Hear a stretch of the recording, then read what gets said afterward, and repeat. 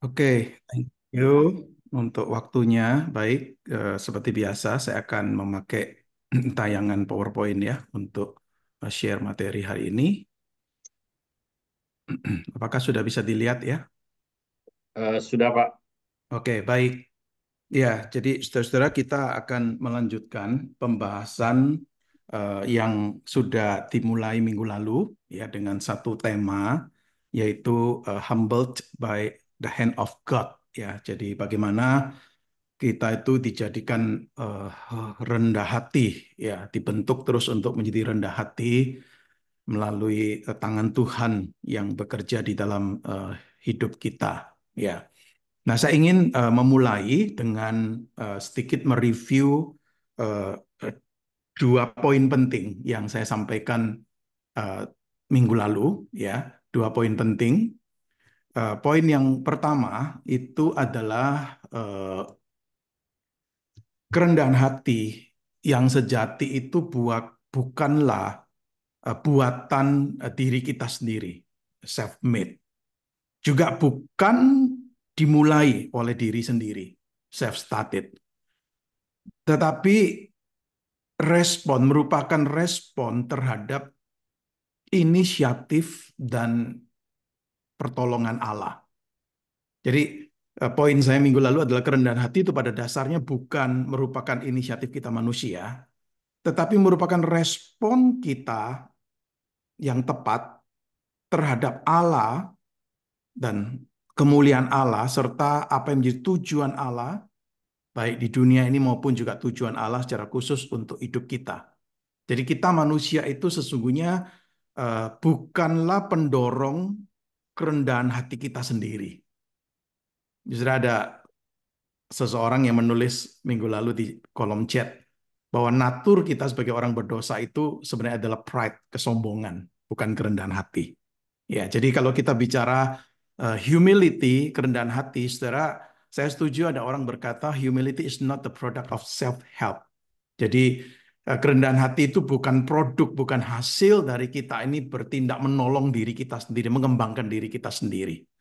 Saudara, minggu lalu saya uraikan bagaimana Allah itu bisa merancang berbagai macam jalan atau cara untuk merendahkan hati kita. Yang dengan cara-cara itu Allah itu melalui cara-cara itu Allah itu menempa ya sifat kerendahan hati kita. Dia yang mengambil inisiatif. Dia yang bertindak lebih dulu. Jadi kerendahan hati itu terjadi sesuai dengan apa yang Allah maui.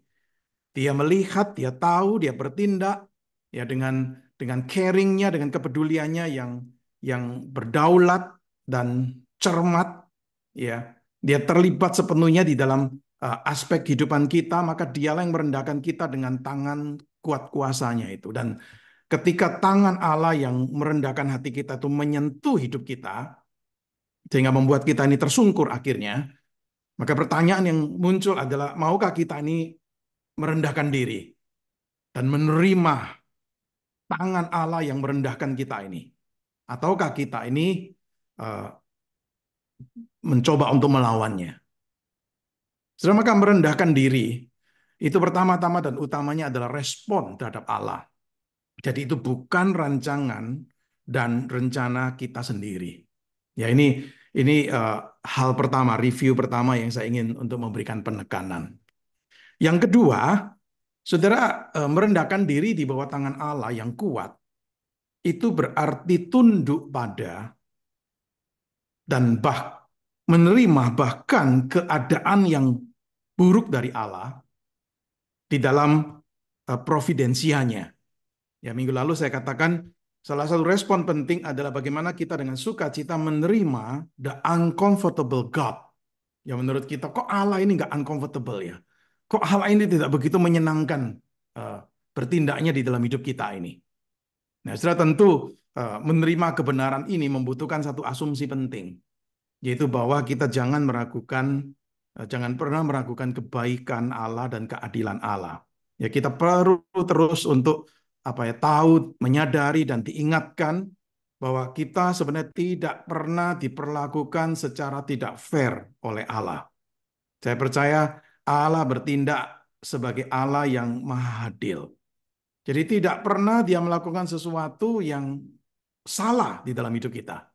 Mungkin kita sendiri yang merasa itu salah, atau kita mengamati itu sebagai sesuatu yang salah, tetapi kita perlu memiliki satu asumsi keyakinan bahwa dia bukan tidak adil dan tidak pernah tidak adil kepada kita. Nah, ini asumsi teologis yang perlu untuk kita pegang sehingga kita ini bisa meyakini kebenaran ini. Ketika kita merendahkan diri di bawah tangan Allah, kita itu bukan hanya tunduk, tetapi kita menerima bahkan keadaan yang mungkin tidak menyenangkan, yang buruk dari Allah di dalam providensianya. Ya, minggu lalu kita melihat contoh Raja Hizkia kan di 2 Tawarik 32 itu, bagaimana Tuhan itu sudah berbuat baik pada dia, menyembuhkan dia dari kematian, penyakit yang akan membawanya pada kematian, tapi dikatakan di 2 Tawarik 32 itu Hizkia tidak berterima kasih atas kebaikan yang ditunjukkan kepadanya karena ia menjadi tinggi hati. Maka kita melihat bagaimana Allah itu mengambil tindakan untuk melawan kesombongan Hizkia ini, dan Allah ingin untuk menjadikan dia rendah hati. Sudah apapun bentuknya, ya cara yang Allah pakai itu memang keras, ya, tapi kita diberitahu bahwa memang Allah itu akhirnya menjatuhkan murkanya kepada eh, Raja Hizkia ini dan seluruh penduduk Yehuda dan Yerusalem. Dan pada akhirnya kita melihat bagaimana Hizkia itu mengakui eh, sadar akan keangkuhan hatinya dan dikatakan dia merendahkan diri bersama penduduk Yerusalem. Ya, jadi Allah memakai satu tindakan yang mungkin cukup keras supaya apa? Hizkia sadar nih akan kesombongan hatinya. Maka kemudian dia merendahkan diri. Ya, saudara, dan kemudian kita lihat bagaimana Allah kemudian tidak menjatuhkan murkanya kepada Hizkia. Satu contoh lagi yang mungkin saya bisa berikan, ya, mirip dengan Hizkia, itu adalah contoh seorang raja yang bernama Raja Rehabeam. Cerita yang tertulis di 2 Tawarik 12, 1 sampai yang ke-7. Ya, mungkin saya akan ajak saudara untuk melihat dan membaca bagian ini. Jadi saudara membaca ini saudara bisa tahu apa yang terjadi dengan Rehabeam. Ya, ayat 1 dikatakan begini, ketika kekuasaan Rehabiam sebagai raja menjadi teguh dan kuat, ia beserta seluruh Israel meninggalkan hukum Tuhan. Tetapi pada tahun kelima zaman Raja Rehabeam, Sisak, Raja Mesir, maju menyerang Yerusalem karena mereka berlaku tidak setia terhadap Tuhan. Ia maju dengan 1.200 kereta dan 60.000 tentara berkuda, serta tidak terhitung banyaknya tentara Libya, Suki, dan Ethiopia yang mengikutinya dari Mesir.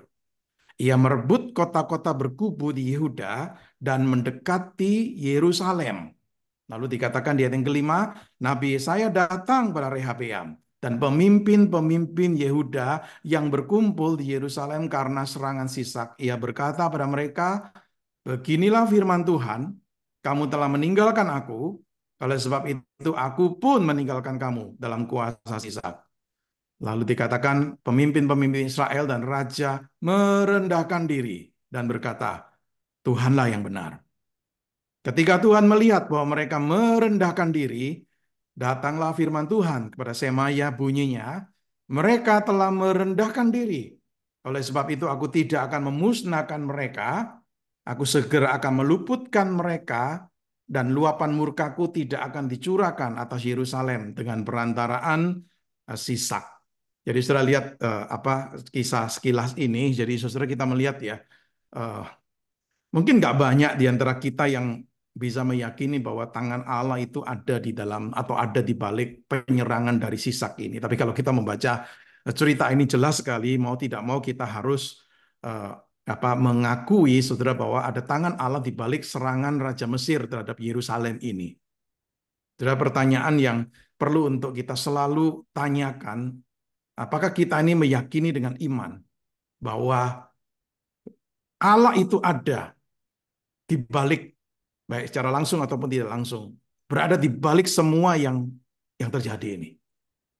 Ya, pada akhirnya saya percaya eh, Rehabeam dan pemimpin-pemimpin Israel itu akhirnya menyadari bahwa karena mereka sudah jauh meninggalkan Tuhan, meninggalkan hukum Tuhan, maka pada akhirnya Tuhan memakai serangan Raja Mesir ini sebagai tangan Allah yang merendahkan mereka supaya mereka itu bertobat. God stand directly or indirectly behind all that comes to pass. Jadi kita melihat ya seperti contoh minggu lalu ya. Allah bertindak untuk merendahkan Rehabeam dan bangsa Israel. Kemudian dalam kerendahan hatinya sang raja dihadapkan pada momen pengambilan keputusan. Ya. Akankah aku merendahkan diri di hadapan Tuhan? Ataukah aku tetap melawan di dalam kesombonganku?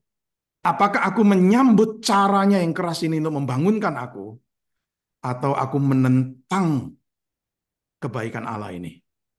Nah, saudara, kita melihat dalam cerita ini Rehabiam merendahkan dirinya dan menyatakan Allah itu benar. Allah berada di pihak yang benar. Maka dikatakan di 2 Tawarik 12 ayat 12 dikatakan oleh sebab raja merendahkan dirinya, surutlah murka Tuhan darinya, sehingga ia tidak dimusnahkannya seluruhnya.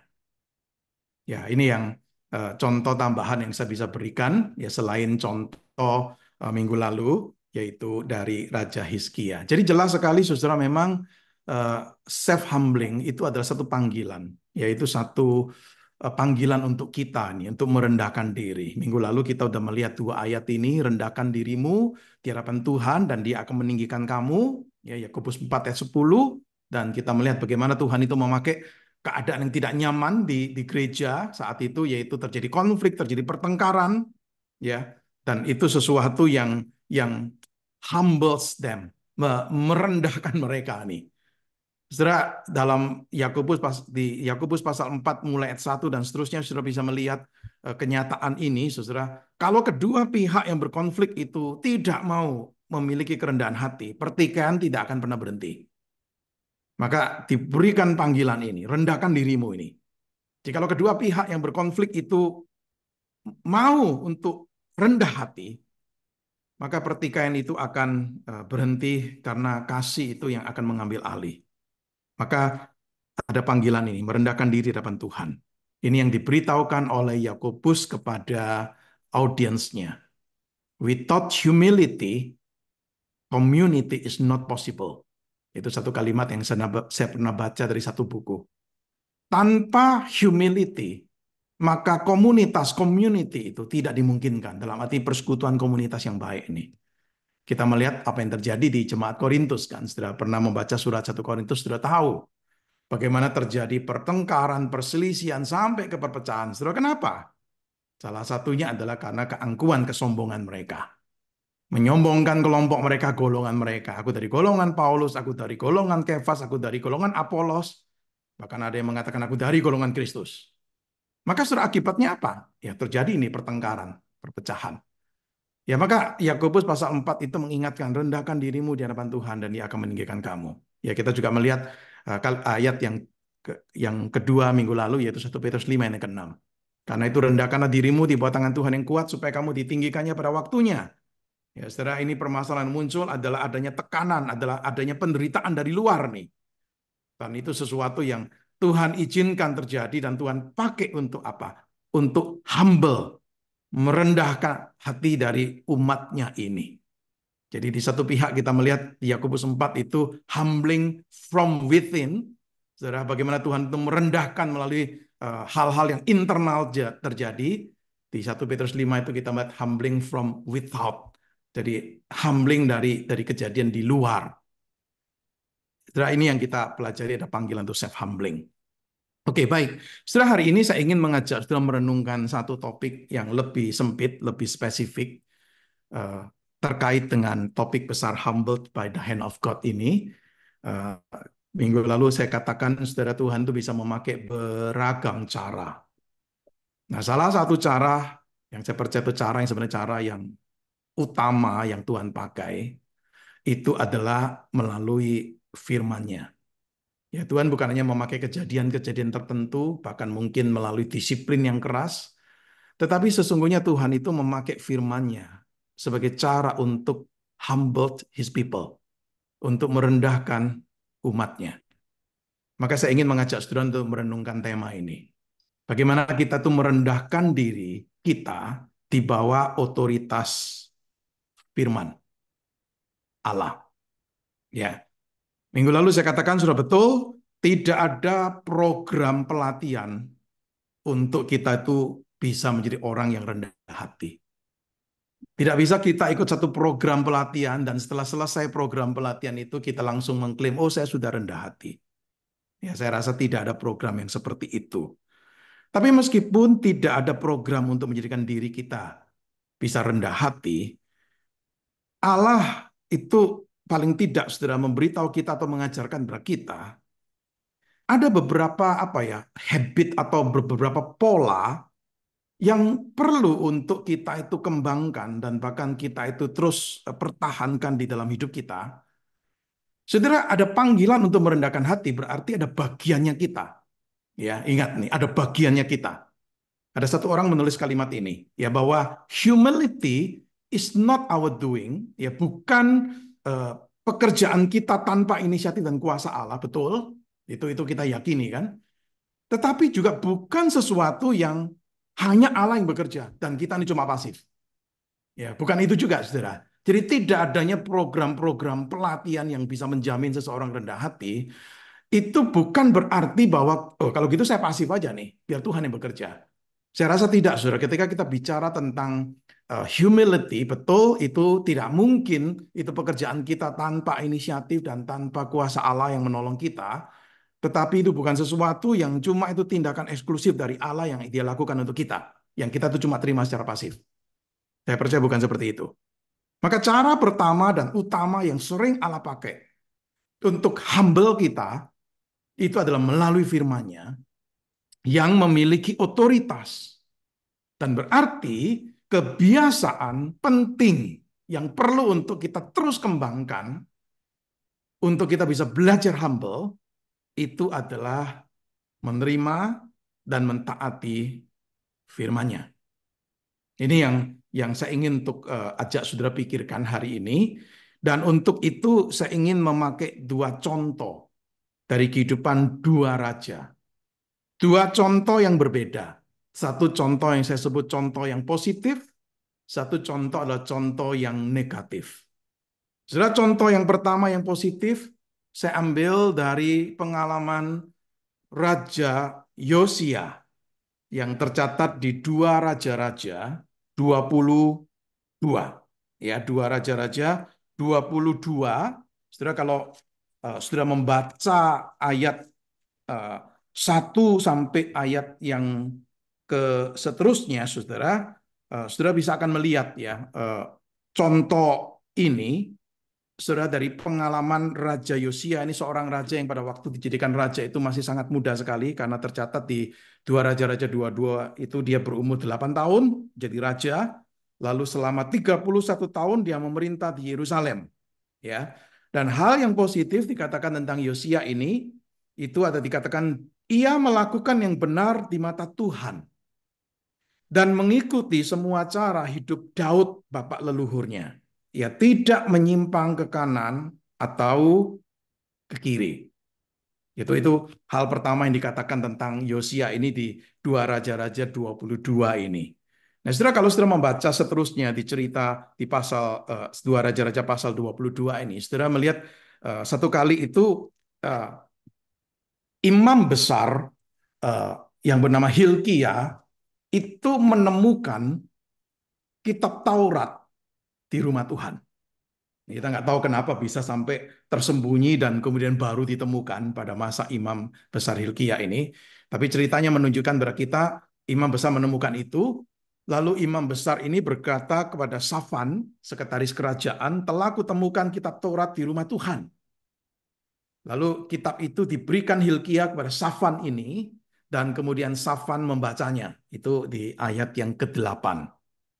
Lalu singkat cerita, saudara, kemudian Safan itu membawa kitab ini kepada Yosia, ya, memberitahukan pada Raja Yosia, imam besar Hilkia telah memberikan gulungan kitab ini kepadaku, lalu Safan membacakannya di hadapan raja. Itu di ayat yang ke-10. Nah, saudara perhatikan, Yosia ini ya yang disebutkan dia seorang yang melakukan yang benar, mengikuti semua cara hidup Daud, tidak menyimpang ke kanan atau ke kiri. Saudara perhatikan begitu diperhadapkan dengan kitab Taurat yang dibacakan, dikatakan di ayat yang ke-11. Mendengar kata-kata kitab Taurat itu, raja mengoyak pakaiannya.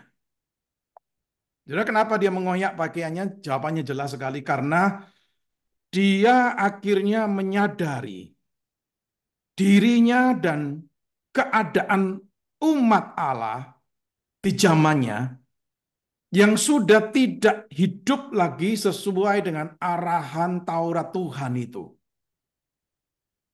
Saudara, itu sudah bisa lihat di ayat yang ke-13 dia memberi perintah ini kan. Pergilah, mintalah petunjuk Tuhan bagiku, bagi rakyat dan seluruh Yehuda tentang perkataan kitab yang ditemukan ini. Sebab dahsyatlah murka Tuhan yang bernyala-nyala terhadap kita.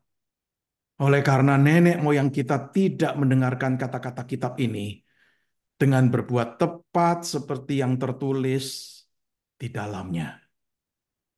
Jadi alasan kenapa dia mengoyak pakaiannya adalah karena ini. Dia akhirnya sadar nih. Sesungguhnya murka Tuhan itu bernyala-nyala. Kenapa? Karena nenek moyang bangsa Israel dan juga keturunannya tentu itu tidak mendengarkan kata-kata kitab ini dengan berbuat seperti yang tertulis di dalamnya. Sudah dengan kerendahan hati Yosia minta petunjuk Tuhan. Dia minta bawahannya mencari seorang nabi. Siapa nih yang bisa memberikan nasihat? Maka bawahannya itu akhirnya bertemu dengan seorang nabi perempuan yang bernama Hulda. Dan Hulda itu mengkonfirmasi bahwa memang betul ya bahwa Tuhan itu akan mendatangkan malapetaka karena bangsa Israel telah meninggalkan Tuhan dan melakukan penyembahan berhala. Lalu kemudian Hulda menyampaikan firman ini kepada Raja Yosia di ayat 19. Karena engkau menyesal dan merendahkan diri di hadapan Tuhan, ketika mendengar apa yang kufirmankan terhadap tempat ini dan penduduknya bahwa mereka akan menjadi kengerian dan kutuk, dan karena engkau mengoyak pakaianmu dan menangis di hadapanku, maka aku pun telah mendengarnya. Demikianlah firman Tuhan. Setelah firman yang sama melalui Nabi Hulda kepada Yosia ini tercatat di 2 Tawarikh pasal 34 ayat 27, mirip tetapi ada sedikit perbedaan. Di 2 Tawarikh 34 ayat 27 tercatat begini, karena engkau menyesal, itu lebih tepatnya adalah karena hatimu lembut, your heart was tender, dan merendahkan diri di hadapan Allah ketika mendengar firman-Nya. Tempat ini dan penduduknya, dan karena engkau sudah merendahkan diri di hadapanku, mengoyak pakaianmu, dan menangis di hadapanku, maka aku pun telah mendengarnya. Demikianlah firman Tuhan. Saudara, kita melihat ya, eh, tadi saya katakan Yosia ini boleh disebut orang baik. Orang benar dikatakan tidak menyimpang ke kanan ke kiri, melakukan yang benar di mata Tuhan. Tetapi begitu firman Tuhan itu dipaparkan pada dia, sudah dia sangat menyadari kekurangannya, kelemahannya, dan keberdosaannya. Saya menarik sekali di sini Tuhan itu kita tahu kan memakai firman-Nya ini untuk eh, merendahkan Yosia dan bangsanya ini. Tapi yang saya ingin saudara perhatikan begini. Firman yang Tuhan pakai bukan firman baru. Tapi firman yang Tuhan sudah berikan pada umatnya sejak lama. Yaitu kitab Taurat. Yang sudah ditulis mungkin ratusan tahun sebelum sebelum Yosia ini. Tapi firman yang dari lama ini berbicara pada Yosua dan bangsanya. Saudara, kondisinya saya rasa sama seperti kita juga kan. Kita sekarang memiliki firman Allah. Alkitab, kitab suci ini. Yang sudah dari sejak dulu, saudara. Itu bukan firman yang Tuhan baru berikan sekarang. Tapi Tuhan itu bisa pakai ini. Ya. Saat kita ini mau untuk merendahkan diri di hadapan Tuhan, saya percaya kita ini tidak seperti dibiarkan atau diminta, oh tunggu firman baru nih. tunggu firman yang segar dari surga. Ya kan ada orang-orang seperti itu. Wah, saya tunggu nih Tuhan berbicara pada saya, baru saya mau bertobat.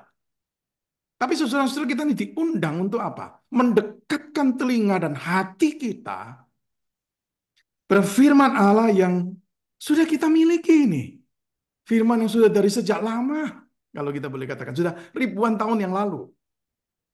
Tetapi karena itu firman Allah yang powerful, maka firman Allah yang masih bisa berbicara pada kita eh, dan dipakai oleh Tuhan. Maka tidak ada orang Kristen yang seharusnya mengeluh. Wah, nggak ada firman ini, kurang firman ini. Saudara, kita ini memiliki apa ya, sebuah oasis yang persediaan air pemberi kehidupan yang nggak ada habisnya ini. Saudara, karena apa? Karena kita punya akses kepada kitab suci. Ini pengalaman dari Yosua, saya ingin tarik pelajarannya. Ya, jangan selalu mencari firman baru, apalagi firman suara langsung dari Tuhan. Tuhan bisa pakai apa yang sudah pernah dia berikan, dia sampaikan sebelumnya untuk kita nih. Sudah dari pengalaman Raja Yosia ini, sudah kita belajar bahwa Allah itu tidak hanya bermaksud agar kita tahu diri kita sebagai orang berdosa secara umum. Ya, kita semua tahu kita ini orang berdosa nih. Tapi dia juga ingin tahu dosa-dosa secara spesifik. Saya percaya dalam kebaikannya Tuhan itu bisa memakai banyak cara menyingkapkan dosa-dosa spesifik umatnya. Salah satu caranya adalah melalui firman. Setelah waktu kita betul-betul memperhatikan, mendengar dengan baik akan firman itu, baru kita sesungguhnya sadar siapa kita sebenarnya, kekurangan kita, kelemahan kita, keberdosaan kita. Maka dengan melakukan hal ini, Allah itu memanggil kita untuk mengakui bahwa saat-saat tertentu kita ini berada di jalan yang salah. Maka kita ini perlu untuk mengubah arah. Atau istilah yang mungkin lebih sering kita memahami adalah kita perlu untuk bertobat. Saya itu tiba-tiba ingat contoh Nabi Daniel ya. Setelah tahu Nabi Daniel berada di dalam pembuangan, di Daniel pasal yang ke-9 itu tercatat dia itu mencermati kitab suci, khususnya tulisan dari Nabi Yeremia. Ya, itu mirip seperti Yosia tadi ini. Dia mencermati tulisan Nabi Yeremia. Lalu kemudian dikatakan begini di Daniel pasal 9 ayat 3, aku mengarahkan mukaku pada Tuhan Allah untuk berdoa dan memohon. Dengan berpuasa dan memakai kain kabung serta abu, aku memohon pada Tuhan Allah, Allahku dan mengaku dosa. Ya Tuhan, Allah yang maha besar dan dahsyat, yang memegang perjanjian dan kasih setia terhadap mereka yang mengasihi Engkau, serta berpegang pada perintah-Mu, kami telah berbuat dosa dan salah, kami telah berlaku fasik dan memberontak, kami telah menyimpang dari perintah dan peraturan-Mu. Ini sikap yang sama dimiliki oleh Daniel. Dia baca tulisan yang sudah pernah dituliskan oleh Nabi Yeremia.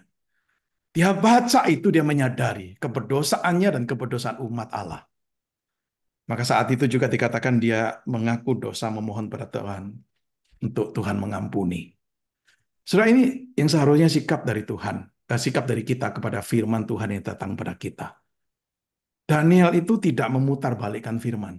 Apa yang dia baca memang mungkin tidak nyaman, karena itu seperti menusuk hatinya, mengekspos dirinya siapa dia sesungguhnya, tetapi dia merendahkan hati untuk terbuka dalam firman itu, karena dia mau memahami betul-betul kenapa si firman ini berbicara seperti ini.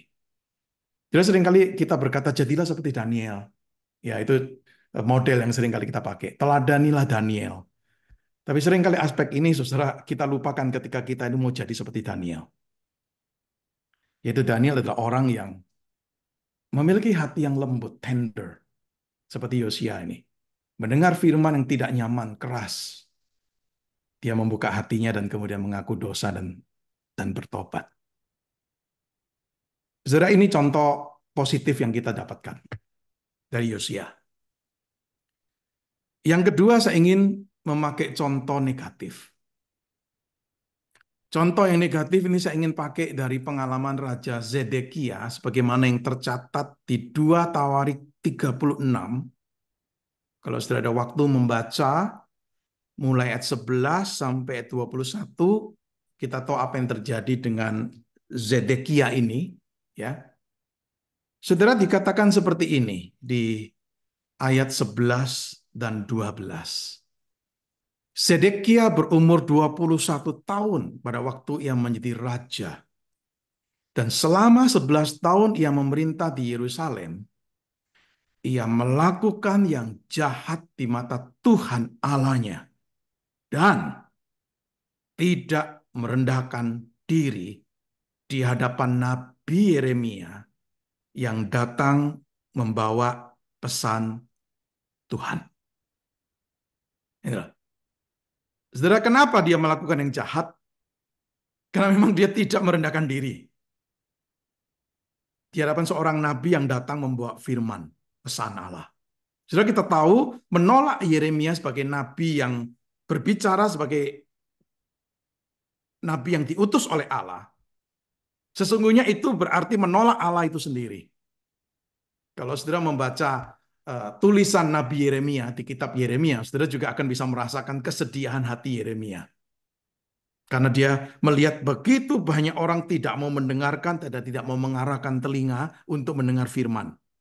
Sehingga berbalik dari kejahatan. Mereka itu tidak merendahkan hati, dikatakan oleh Yeremia di pasal yang ke-44 itu. Mereka tidak merendahkan hati. Mereka tidak takut dan tidak mengikuti Taurat Tuhan serta ketetapan Tuhan. Itu kenyataannya. Dan itu yang terjadi dengan Zedekia. Ya, seorang raja tetapi tidak menyambut firman Allah itu. Dia mengabaikan firman itu. Itu sesuatu yang kita tahu serius, berbahaya, dan tragik sekali ini. Saya ketika membaca tulisan di 2 Tawarik 36 ini, cerita tentang Raja Zedekia, saya itu melihat ya, kesabaran Tuhan itu sangat luar biasa. Kesabaran Tuhan itu luar biasa. Kenapa, saudara? Dikatakan begini di ayat yang ke 15-16. Namun Tuhan Allah nenek moyang mereka berulang-ulang mengirim pesan melalui utusan-utusannya. Karena ia mengasihani umatnya dan tempat kediamannya. Tetapi mereka mengolok-ngolok para utusan Allah itu. Menghina segala firman-Nya dan mengejek nabi-nabinya. Oleh sebab itu, murka Tuhan bangkit atas umatnya. Sehingga tidak ada lagi pemulihan. Sudah saya lihat ya, Tuhan itu tidak cuma berbicara atau menyampaikan pesan satu kali. Berulang-ulang. Nabi Yeremia diutus, mungkin juga nabi lain atau utusan yang lain. Saudara, kenapa? Karena dia mengasihi umatnya. Nggak henti-hentinya kirim nih pesan tuh. Tapi memang sayangnya Saudara, Zedekia dan umat Israel di zaman itu mengolok-ngolok ini, menghina firman-Nya dan mengejek nabinya. Maka pada akhirnya memang hukuman Tuhan itu menimpa mereka. Saudara, saya percaya Tuhan kita juga seringkali bertindak seperti itu pada kita. Mungkin bukan hanya cuma satu kali dia berfirman dengan keras mengingatkan kita, tapi berulang kali. Tetapi kalau sampai berulang kali sudah dia lakukan, dan seseorang tetap mengeraskan hati dan melawan Tuhan, maka hukuman itu bisa datang. Saya setuju ada orang berkata begini mengomentari Raja Zedekia ini. Mengabaikan suara Allah dalam firman-Nya, itu berarti mengabaikan Allah sendiri. To ignore the voice of God in His word is to ignore God Himself. Itu yang terjadi dengan Zedekia. Saya memakai dua contoh, satu positif, satu negatif, untuk mengajak kita untuk merenungkan topik ini. Humbling ourselves under the authority of God's word. Bagaimana kita merendahkan diri kita di bawah otoritas firman. Sudah ribuan tahun setelahnya, ratusan tahun setelahnya, ketika kita membaca Perjanjian Baru, saudara, kita bertemu dengan Yakobus, ya, surat Yakobus, kitab Yakobus.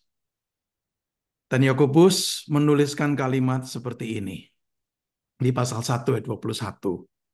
Sebab itu, buanglah segala sesuatu yang kotor dan kejahatan yang begitu banyak itu, dan terimalah dengan lemah lembut firman yang tertanam di dalam hatimu, yang berkuasa menyelamatkan jiwamu.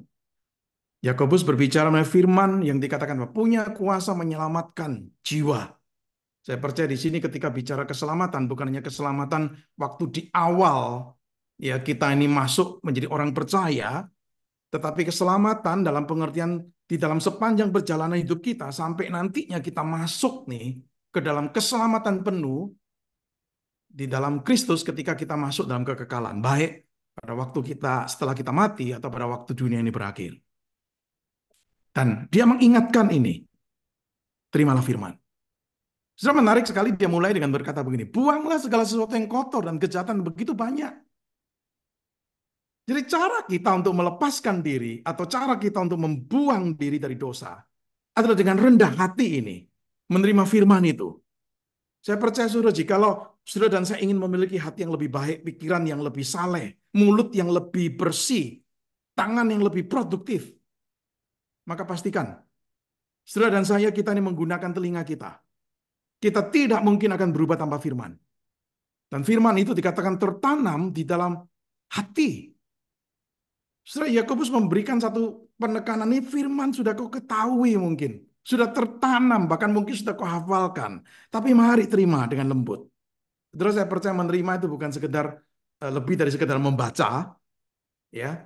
Menerima itu juga lebih dari sekedar mendengar, ya mendengar, membaca itu penting, tetapi perlu dibarengi dengan sikap ini loh. Menerima bagi saya itu membuka hati ini. Dan kuasa firman itu untuk berbicara. Membuka hati untuk diarahkan, dituntun oleh firman itu.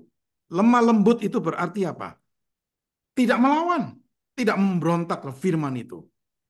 Lemah lembut itu berarti mau tunduk terhadap firman itu. Sekalipun mungkin ini bagian yang sangat tidak nyaman. Ya, ini hal yang ditekankan. Oleh sebab itu dilanjutkan di ayat 22 kan.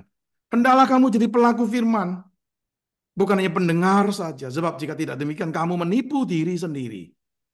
Nah, saudara menyambut firman, menerima firman itu sesungguhnya berarti mentaati. Bukan sekedar mendengar, bukan sekedar mengerti, tetapi Allah menginginkan pendengaran dan pemahaman yang memimpin bertindakan ketaatan. Saudara, ini kebenaran yang penting sekali pada waktu kita bicara topik tentang humbling ourselves. Apakah saudara ingin kita tuh siap ketika tangan Allah yang humbling, yang merendahkan kita itu masuk dalam hidup kita? Maka tempatkan diri saudara di bawah firman-Nya. Setiap hari dalam asupan dari kitab suci dan saya percaya juga setiap minggu di bawah pemberitaan firman khotbah yang Alkitabiah yang ada dalam kehidupan gereja lokal. Bagi saya dua hal yang sangat penting untuk kita belajar untuk terus punya pola ini, habit ini, dan menolong kita untuk belajar. Saya tidak mengatakan kita langsung otomatis jadi rendah hati, tidak. Tapi kita belajar untuk terus dibentuk jadi rendah hati. Dua hal yang kita lihat ada daily Bible intake nih, ya. Setelah asupan firman Tuhan dari kitab suci setiap hari. Setiap hari memberikan kesempatan baru untuk kita mengarahkan hati kita pada kerendahan hati. Setiap hari membawa kita untuk bertanya, saya akan menghadapi hari ini dengan mengikuti suara siapa? Apakah saya memulai hari ini dengan mengikuti suara Tuhan? Atau suara diri kita sendiri atau perkataan atau suara orang lain? Siapa yang mau kita ikuti ini? Yang kedua juga saudara ketika kita bicara mengenai mendengar firman itu, menerima atau menolak suara itu tidak hanya terjadi setiap hari tetapi juga setiap minggu, khususnya ketika kita datang beribadah. Bagi saya sangat penting untuk kita menemukan gereja yang di mana betul-betul faithful biblical preaching itu terjadi di gereja itu. Pemberitaan firman yang berlandaskan kitab suci, yang setia kepada kitab suci. Saya percaya setiap pertemuan ibadah di gereja Tuhan hari Tuhan ini menawarkan kesempatan untuk kita dengan sukacita ini kita mau tunduk kepada firman itu, atau kita ini tetap tunduk pada kesombongan pemikiran-pemikiran kita sendiri. Saudara, bagaimana kita ini mendengar kitab suci dibacakan dan pemberitaan firman itu disampaikan, khotbah disampaikan. Sadar atau tidak, saudara, mengkondisikan jiwa kita, baik atau buruk, menuju apakah humility, kerendahan hati, ataukah akan menuju ke self-confident. Satu orang menulis kalimat ini. How we respond to the words of God can reveal how our journey towards humility is progressing. Bagaimana kita berespon terhadap perkataan-perkataan firman Allah itu dapat menyingkapkan bagaimana sesungguhnya perjalanan kita menuju kerendahan hati itu progressing. Maju, bertumbuh, berkembang, atau tidak. Ya, ini yang saya sampaikan hari ini dan saya ingin tutup pembahasan hari ini dengan mengutip perkataan dari pendeta terkenal di Amerika, Rick Warren. Rick Warren itu pernah berkata begini, kerendahan hati itu bukan menyangkali kekuatan-kekuatanmu. Kerendahan hati itu adalah jujur terhadap kelemahan-kelemahanmu. It's being honest about your weaknesses. Karena kita ini lemah, karena kita ini kurang, karena kita ini berdosa. Kita butuh untuk terus di-humbled, direndah hatikan oleh Tuhan. Dan salah satu sarana utama yang dipakai itu adalah firman. Maka kita tidak pernah berani mengatakan saya nggak butuh firman. Sudah biarlah PA, setiap minggu PA The Mission ini menjadi momen juga yang Tuhan pakai untuk terus membentuk kita. Menjadikan kita humble. Ya. Terima kasih. Saya berhenti sampai di sini untuk sharing materi saya. Saya kembalikan ke moderator.